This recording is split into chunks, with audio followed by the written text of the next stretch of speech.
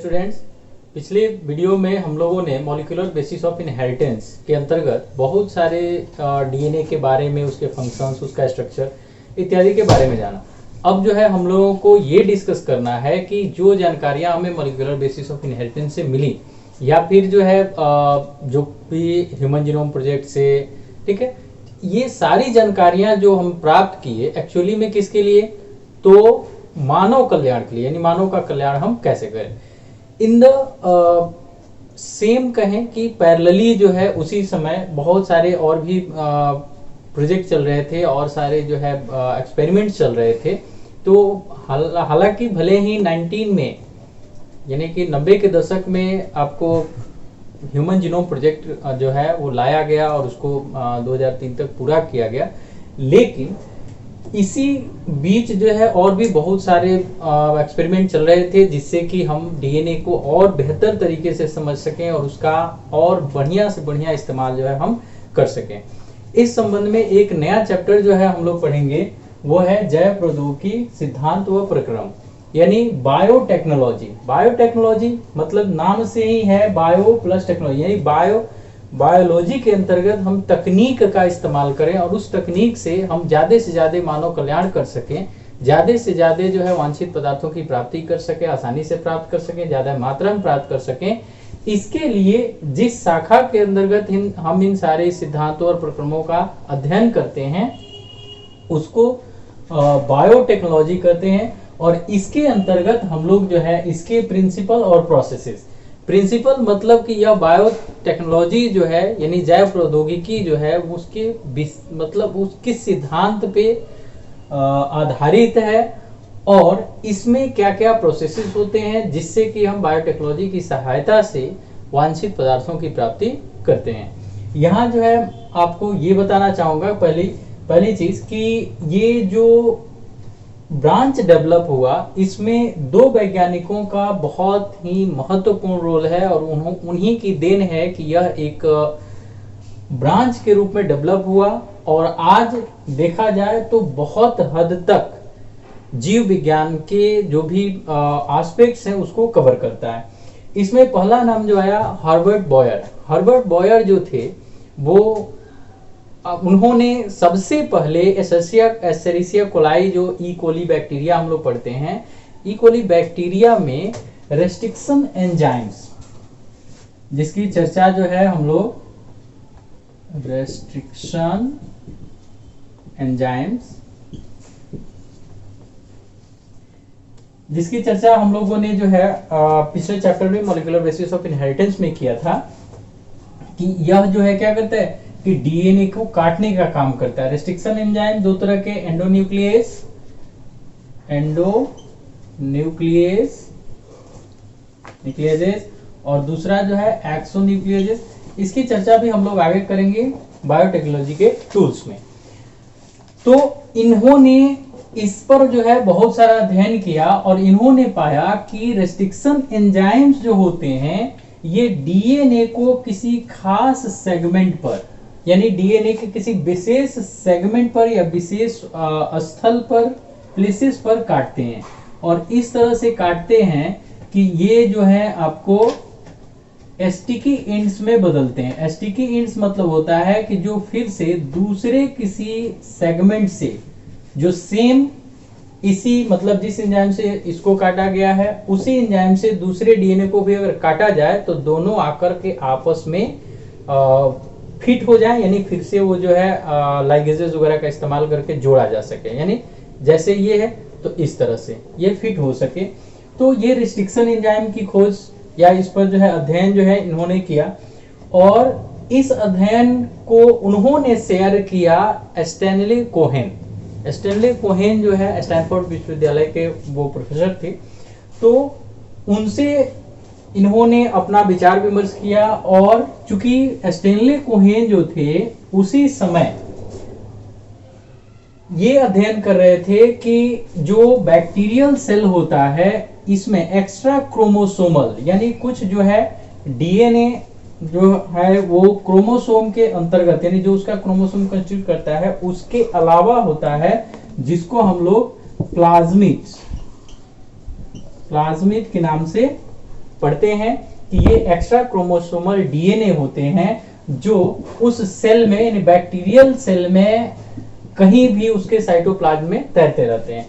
तो हार्बर्ट बॉयर ने restriction endonuclease या रेस्ट्रिक्शन एंजाइम्स पर जो है अपना अध्ययन किया और उसमें उन्होंने पाया कि इसको जो है काटा जा सकता है, और काटा जाता है तो स्पेसिफिक एंड पर कटता है, स्पेसिफिक पॉइंट पे कटता है, जिससे कि उसे जो है दूसरे खंड से आसानी से जोड़ा जा सके। और उसी समय आपको स्टैनली कोहेन, इन्होंने प्लाज्मिड पर अध्ययन करके इसको किस तरह से हम आसानी से बैक्टीरियल सेल से बाहर निकाल सकते हैं, फिर जो है उसका अध्ययन की हाँ यह जो है आपको जैसे ही क्रोमोसोम से जुड़ता है इंडिपेंडेंटली अपना रेप्लिकेशन करता है, यानी अपनी कॉपी तैयार करता है। इसके अलावा जो है इसको फिर से कैसे बैक्टीरियल सेल में इंसर्ट किया जा सकता है। तो इन लोगों के सामने दो बातें आई। पहला चीज कि डीएनए को किसी स्पेसिफिक पॉइंट पे काटा जा सकता है, और दूसरा चीज कि प्लाज्मिक डीएनए को हम किसी सेल से एक्सट्रैक्ट करके यानी बाहर निकाल करके और फिर उसमें जरूरी मॉडिफिकेशन जैसा कि रेस्ट्रिक्शन एंजाइम के बारे में बॉयर ने खोज किया कि कैसे उसको जोड़ करके और फिर से रीइंसर्ट कर सकते हैं। तो इन दोनों वैज्ञानिकों के जो है कहे ज्वाइंट एफर्ट, किसके, तो बॉयर प्लस स्टैनली कोहेन, इन दोनों ने मिलकर एक ऐसे तकनीक का, एक ऐसी जो है बायोलॉजी के शाखा को विकसित किया जिसे आज हम जो है बायो टेक्नोलॉजी के नाम से जानते हैं। और इसके जो है डेवलपमेंट में इनका बहुत बड़ा योगदान रहा, क्योंकि बायोटेक्नोलॉजी स्पेशली इसी पर डिपेंडेंट है कि हम किसी भी डिजायर डीएनए को काट करके और उसमें जो भी डीएनए का सेगमेंट है यानी जो हमें चाहिए उसको आसानी से जोड़ सकते हैं, और जोड़ करके इसको जो है किसी भी डिजायर्ड सेल, यानी वह जो है आपको बैक्टीरिया हो सकता है, कोई प्लांट हो सकता है या कुछ भी हो सकता है, कि किसी भी डिजायर्ड सेल में, यानी कि आरडीएनए रिकॉम्बिनेंट डीएनए मतलब कि जो जिसको जो है फिर से जोड़कर बनाया गया है, पुनर्योगज हिंदी में इसको कहते हैं। तो रिकॉम्बिनेंट डीएनए को किस तरह से हम किसी सेल में डाल करके और उससे अपना जो है डिजायर्ड प्रोडक्ट प्राप्त कर सकते हैं। अब जो है हम लोग बात कर लेंगे बायोटेक्नोलॉजी के प्रिंसिपल्स की, कि किन प्रिंसिपल पर यह काम करता है। तो अभी जितनी चीजों की मैंने चर्चा की, इसमें हम लोग दो चीजें देखते हैं। पहला कि हमें जो है जेनेटिक इंजीनियरिंग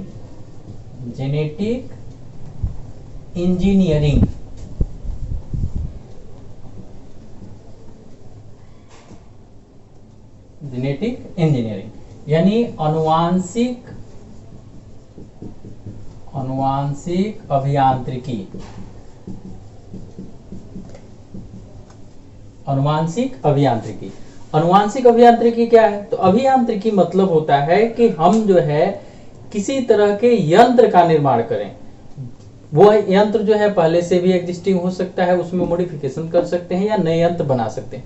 यहाँ अनुवांशिक अभियांत्रिकी का मतलब हुआ कि किसी जीव के डीएनए को हम इस तरह से अल्टर कर दें, उसमें जो है इस तरह से मॉडिफिकेशन कर दें कि उसमें जो है उसका फिनोटाइप बदल जाए, या फिर वह लक्षण जिस जीव में हम चाहते हैं या किसी जीव में जो लक्षण चाहते हैं वो लक्षण उसमें प्रकट हो जाए। तो इसको हम लोग जेनेटिक इंजीनियरिंग कहते हैं।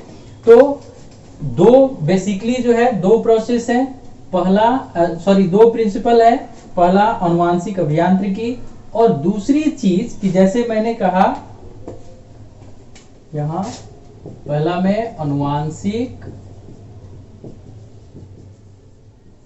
अभियांत्रिकी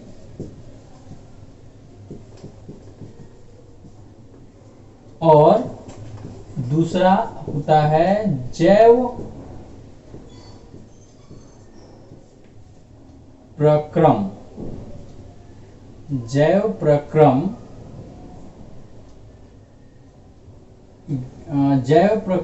का मेंटेनेंस, या कहा जाए इसको मरम्मत, रखरखाव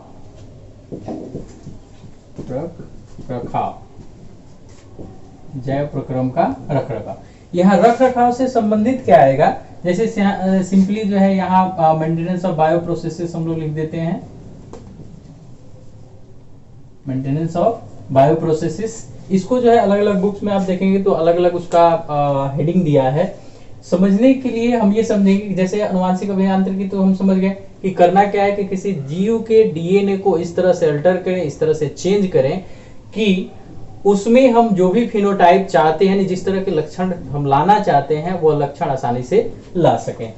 अब होता है कि जैसे मैंने पीछे बताया कि करेंगे क्या कि मतलब हम पहले ये चुनेंगे कि कौन सा हमें जीन चाहिए या किस तरह का डीएनए हम चाहते हैं, उसको चुनेंगे, फिर उसको काटेंगे, काटने के बाद उसको जो है एक प्लाज्मिड डीएनए से जोड़ेंगे, जोड़ने के बाद उसको जो है एक डिजायर्ड सेल यानी जिस जीव में या जिस सेल के अंतर्गत जो है हम उस प्रोडक्ट को प्राप्त करना चाहते हैं उसमें इंटर कराएंगे। अब ये जितने भी प्रोसेस होते हैं ये जो है आपको बायोलॉजिकली स्टेराइल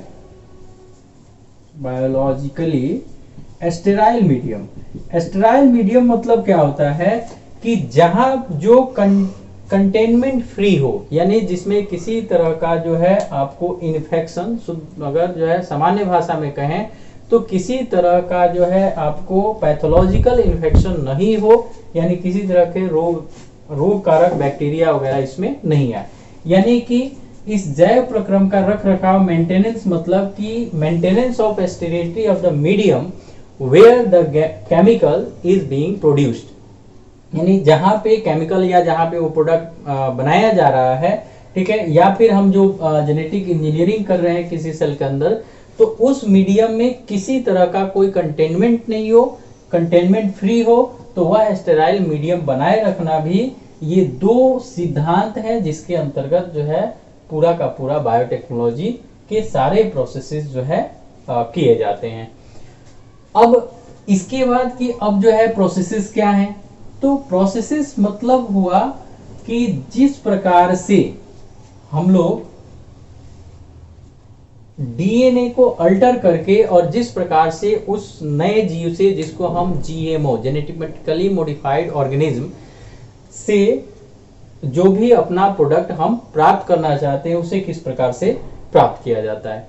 बायोटेक्नोलॉजी को जो है इसमें उसको हम लोग आगे पढ़ेंगे, पहले इसमें हम लोग उसका डेफिनेशन वगैरह समझ लेते हैं। यहाँ तो थोड़ा सा मैंने प्रोसेस इसलिए समझा दिया कि पहले आप लोग समझ जाइए कि एक्चुअली में ये है क्या, इसमें होता क्या है। इसका जो है अगर डेफिनेशन की बात करें तो सिंपली हम लोग जो भी तकनीक जानते हैं या जो भी तकनीक है, तकनीकों का जीव विज्ञान में इस तरह से प्रयोग कि मानव कल्याण हेतु हम विभिन्न पदार्थों की प्राप्ति आसानी से कर सकें। अब ये पदार्थ क्या क्या हो सकते हैं, ये पदार्थ जो है आपको प्रोटीन भी हो सकता है, मतलब कोई न्यूट्रिएंट्स भी हो सकता है। इसके अलावा जो है हम अगर चिकित्सा के क्षेत्र में जाते हैं तो वहां पर मेडिसिन हो सकता है, वैक्सीन हो सकता है, एंटीबॉडी हो सकता है, बहुत सारी चीजें हो सकती है। इसके अलावा अगर हम खाद्य पदार्थों की बात करें तो उसमें भी ब्रेड हम लोग जानते हैं। जैसे ये बायोटेक्नोलॉजी जो है ऐसा नहीं है कि ये बहुत ही नया चीज है, हालांकि इसका प्रयोग बहुत ज्यादा है, इसलिए इसको दो भाग में बांट दिया जाता है। एक जो है ट्रेडिशनल और दूसरा मॉडर्न। अब आप सोच रहे होंगे कि ट्रेडिशनल बायोटेक्नोलॉजी, जबकि मैंने पहले बताया कि आपको ये इसकी शुरुआत जो हुई वह हर्बर्ट बॉयर और स्टेनली कोहेन के एफर्ट के बाद जो है ये काफी मतलब विस्तृत रूप लिया और काफी प्रचलित हुआ। लेकिन तो फिर ये ट्रेडिशनल क्या हुआ, ट्रेडिशनल में हम लोग जो है देखते हैं कि एक्चुअली में हम लोग अपनी उपयोग की चीजों को किस प्रकार से कैसे जो है दूसरे जीवाणुओं या दूसरे जो है सूक्ष्म जीवों की मदद से कैसे उसको प्राप्त करने का कार्य करते हैं। तो कुछ चीजें जैसे कि हम लोग जो है घर में कर्ड, दही, ठीक है, इसके अलावा चीज, पनीर, इसके अलावा जो है आपको ब्रेड,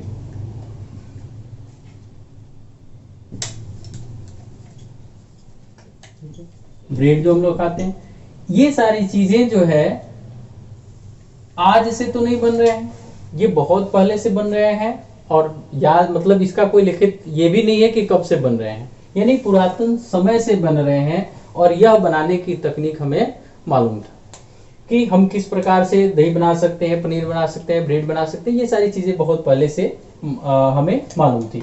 तो ये भी क्या है कि इसमें भी दही जो बनता है वो किससे बनता है, जब मिल्क में यानी जब दूध में क्या आ जाता है, लैक्टोबैसिलस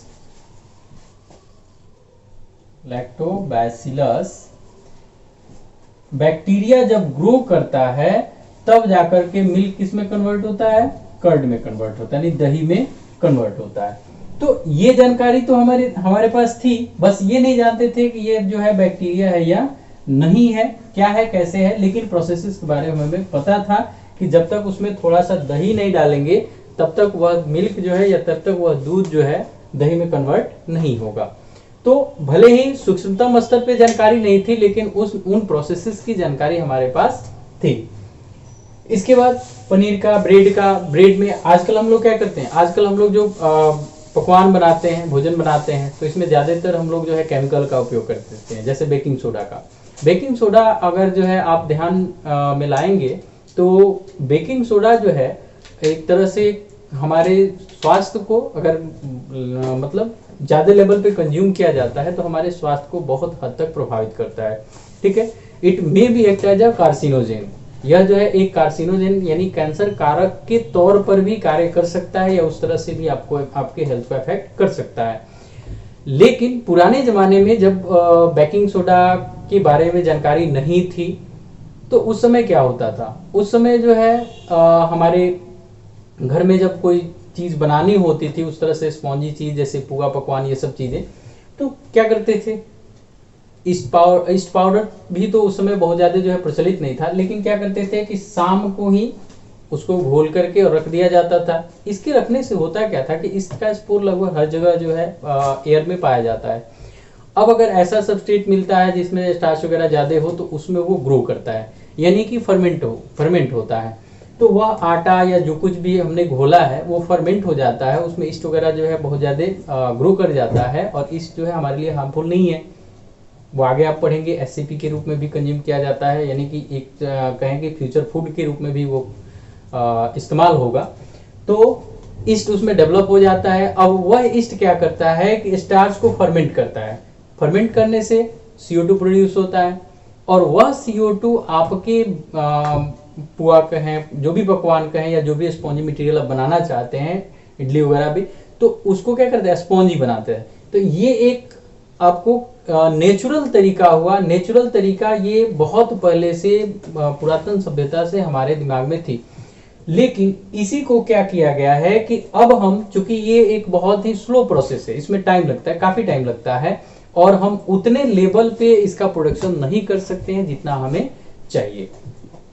तो उसी को आगे बढ़ाया गया और मॉडर्न कह दिया गया। इसमें क्या किया, यहां पर हम लोग ट्रेडिशनल में क्या थे कि डिपेंडेंट अपॉन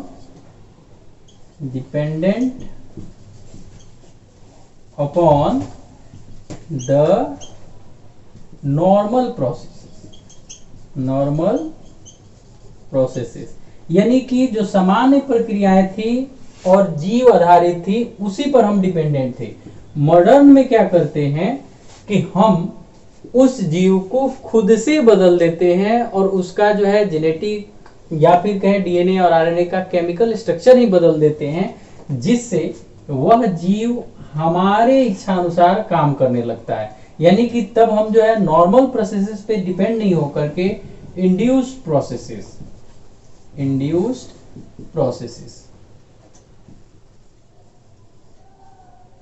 प्रोसेसेस क्यों कहा जाएगा, क्योंकि हम जो है उस जीव का जिस रूप में है उस रूप में इस्तेमाल नहीं करते हैं। हमने क्या किया कि उसका स्ट्रक्चर ही बदल दिया, यानी उसको उस रूप में बदल दिया जिस रूप में हम उसका इस्तेमाल करना चाहते हैं। यहाँ जिस रूप में वो था उसी रूप में हम उसका इस्तेमाल करते थे। तो ये जो है अंतर हुआ कि ट्रेडिशनल और मॉडर्न में। इसमें जो है, इसमें किसी तरह की जेनेटिक इंजीनियरिंग काम में नहीं आती थी। किसी तरह से स्टेरिलाइजेशन वगैरह जो है मेंटेन करने का कोई प्रोसेस नहीं था। लेकिन मॉडर्न में क्या किया जाता है कि आरडीएनए टेक्नोलॉजी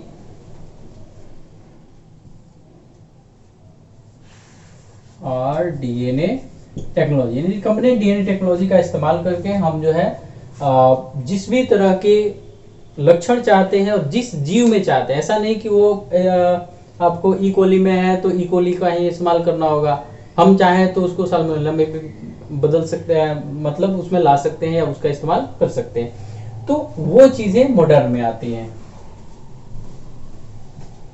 अब इसमें जो भी चैलेंजेस थे या इसको डिफाइन करने की जो प्रोसेसेस हैं कि किस तरह से हम इसको डिफाइन करेंगे, तो डिफाइन में जैसा कि हमने जाना कि बायोटेक्नोलॉजी में हम करते क्या हैं कि एक्चुअली में जिस भी जीव से हमें जिस भी वांछित पदार्थ की जरूरत होती है उसे प्राप्त करने के लिए हम आधुनिक तरीकों या तकनीकों का इस्तेमाल करते हैं।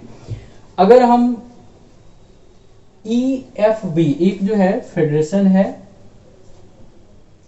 EFB, ये आपको यूरोपियन फेडरेशन ऑफ बायोटेक्नोलॉजी, ये कहता है बायोटेक्नोलॉजी को कैसे डिफाइन करता है कि ये कहता है कि इट इज द इंटीग्रेशन, यानी कि यह एक एकीकृत समूह है या फिर समायोजन है किसका, तो नेचुरल साइंस का, यानी नेचुरल साइंस जिसका नेचुरल साइंस, इसके अलावा सेल्स, चूंकि ज्यादातर उत्पाद जो है हम लोग सिंगल सेल ऑर्गेनिज्म से ही प्राप्त करते हैं, यूनिसेलुलर ऑर्गेनिज्म से प्राप्त करते हैं, तो सेल्स, देयर प्रोडक्ट्स यानी कि प्रोडक्ट, इसके अलावा जो है उनके पार्ट्स देयर ऑफ, और जो है ऑर्गेनिज्म,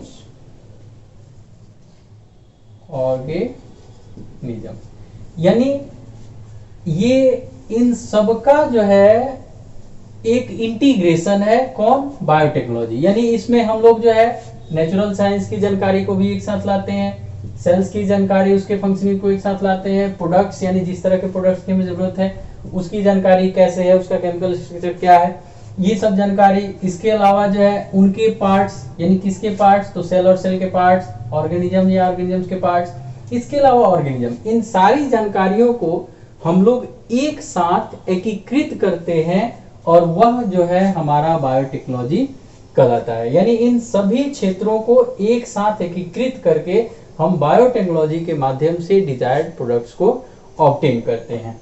इसके अलावा जो है एक चीज और, मॉलिक्यूलर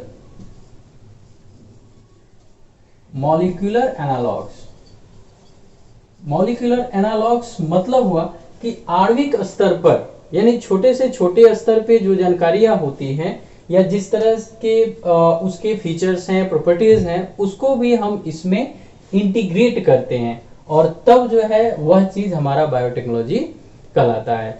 इस माध्यम से अब इसका जो है हम लोग उपयोग समझ लें पहले कि इसका उपयोग कहाँ है। उपयोग की चर्चा मैंने पहले भी कर दी है। इसमें जो है अगर हम सबसे पहला उपयोग, हमारी सबसे मूलभूत आवश्यकता जो है वो क्या है, खाद्य पदार्थ या भोजन कहें, तो सबसे मूलभूत तो खाद्य पदार्थ की हमने चर्चा की कि इसका उपयोग कहाँ है। एक्चुअली में होगा क्या कि आने वाले समय में जैसा कि हम लोग देख रहे हैं कि जनसंख्या जो है लगातार बहुत तेजी से बढ़ रही है और कल्टिवेटेड लैंड जो है यानी जिस पे हम खेती करते हैं उसका क्षेत्रफल जो है घट रहा है। अगर यही स्थिति चलती रही तो आने वाले कुछ ही दशकों में स्थिति ऐसी हो जाएगी कि भोजन जो ट्रेडिशनल फूड हमारा है वो ट्रेडिशनल फूड हमको उपलब्ध नहीं हो पाएगा। तब वैसे में हमें क्या करना होगा कि हमें अल्टरनेटिव सोर्स ऑफ फूड, यानी इसके जैसे कि अभी तक हम लोग जो है डिपेंडेंट किस पे है, प्लांट और एनिमल से। मोस्टली जो है हमारा फूड प्लांट से आता है और कुछ जो है एनिमल से आता है।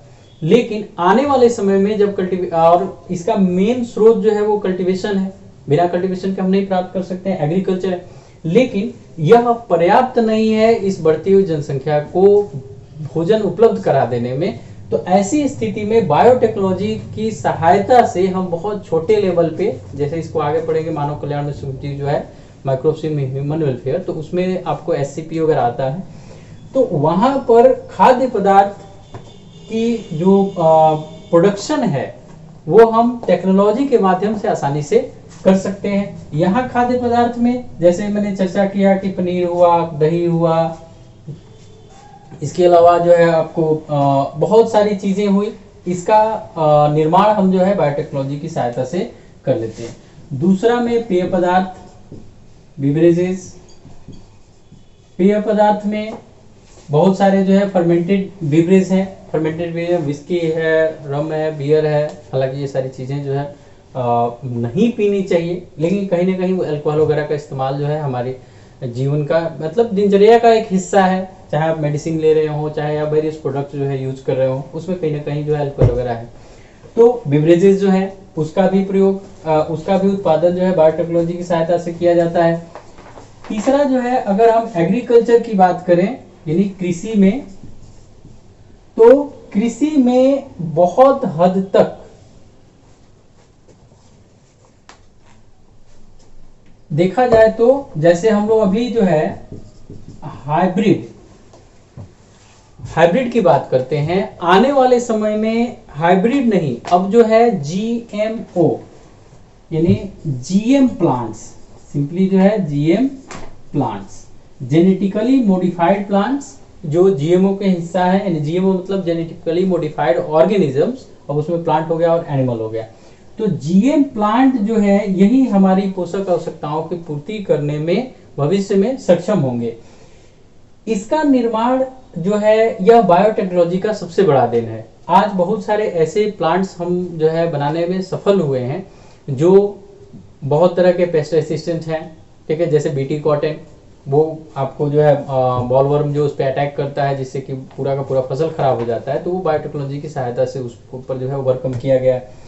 इसके अलावा जो है आपको गोल्डन राइस की बात करें या फिर ऐसे बहुत सारे जो है प्लांट क्रॉप्स जो है डेवलप किए गए हैं जो हाईली न्यूट्रिटिव हैं, यानी बायोफोर्टिफिकेशन उसमें किया गया है कि हम एक चीज को लेते हैं जैसे राइस की अगर हम बात करें तो राइस में जनरली हमें क्या मिलता है, कार्बोहाइड्रेट मिलता है।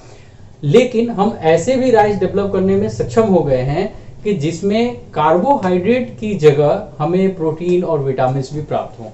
तो खाएंगे चावल, मिलेगा प्रोटीन। तो ये क्या है, ये बायोटेक्नोलॉजी की देन है। तो GM प्लांट्स जो है काफी बड़े रोल जो है प्ले कर रहे हैं। साथ ही साथ पेस्ट रेसिस्टेंट, डिजीज रेसिस्टेंट बहुत सारे जो है आपको क्रॉप वेराइटीज जो है डेवलप किया गया है, किसकी सहायता से, बायोटेक्नोलॉजी की सहायता से। इसके अलावा हम देखें तो स्वास्थ्य क्षेत्र जो है हमारा, स्वास्थ्य में यानी हेल्थ की बात करें तो बहुत सारे जो है एंटीबॉडी हुए, जैसे मोनोक्लोनल एंटीबॉडी हुआ। इसके अलावा जो है आपको बहुत तरह के प्रोटीन हुए, एंजाइम्स हुए, हार्मोन्स हुए, जैसे इंसुलिन की अगर बात की जाए तो अभी जो इंसुलिन डायबिटिक पेशेंट यूज करते हैं वो इंसुलिन एक्चुअली में किसी व्यक्ति से मतलब किसी ह्यूमन से नहीं निकाला जाता है, ठीक है। वह क्या किया जाता है कि एसेरिया कोलाई में उसको डेवलप किया जाता है, डेवलप करके उसकी प्रोसेसिंग होती है और प्रोसेसिंग करके आपके घर तक यानी जो है डिस्पेंसरी तक पहुंचता है, वहां से आप उसका इस्तेमाल कर पाते हैं। तो जिस इंसुलिन का उत्पादन केवल हमारा शरीर कर सकता है या हमारे शरीर में होता है, उसका उत्पादन, उसका प्रोडक्शन हम लोग बायोटेक्नोलॉजी की सहायता से एसेरिया कोलाई को मॉडिफाई करके और उससे हम इंसुलिन प्राप्त करते हैं। तो स्वास्थ्य के क्षेत्र में जो है भी इसका बहुत सारा वैक्सीन वगैरह प्रोड्यूस करना, अभी जो है जैसे कि अभी बात चल रही है कोरोना की, तो कोरोना में जो है टेक्नोलॉजी, बायोटेक्नोलॉजी है वो बहुत बड़ा रोल प्ले कर सकता है अगर इसकी वैक्सीन डेवलप हो जाती है तब। तो ऐसी स्थिति में हम देखते हैं कि लगभग हमारे जीवन के जितने भी महत्वपूर्ण पहलू हैं जो बहुत ही आवश्यक हैं, उसके बिना काम नहीं चल सकता है, उसमें बहुत हद तक बायोटेक्नोलॉजी अपना जो है वर्चस्व स्थापित कर चुका है, यानी अपने आप को बहुत हद तक जो है हमारे जीवन में इन्वॉल्व कर चुका है। अब जो है अगली वीडियो में हम लोग इसके जो प्रोसेसेस हैं, टूल्स हैं, ठीक है, उसका अध्ययन करेंगे। एक चीज आप लोग ध्यान में रखेंगे कि यह चैप्टर बहुत ही छोटा है, बहुत बड़ा चैप्टर नहीं है। 5 से 6 वीडियो में, शायद उससे कम में भी ये खत्म हो सकता है। लेकिन ये जो है आपके अगर एग्जाम व्यू से देखें तो सिलेबस का बहुत बड़ा जो है पार्ट कवर करता है। इससे लगभग इस चैप्टर से इन बायोटेक्नोलॉजी प्रिंसिपल एंड प्रोसेस और बायोटेक्नोलॉजी एंड इट्स एप्लीकेशन, इससे लगभग जो आपको 10 मार्क्स के क्वेश्चन पूछे जाते हैं। तो बहुत छोटा चैप्टर है, बहुत बड़ा चैप्टर नहीं है। 8 से 10 वीडियो अगर देखें या 8 से 10 क्लासेस देखें तो 8 से 10 क्लासेस में हम इसको जो है कवर कर सकते हैं और इससे जो है बहुत अच्छा खासा मार्क्स हम ऑब्टेन कर सकते हैं।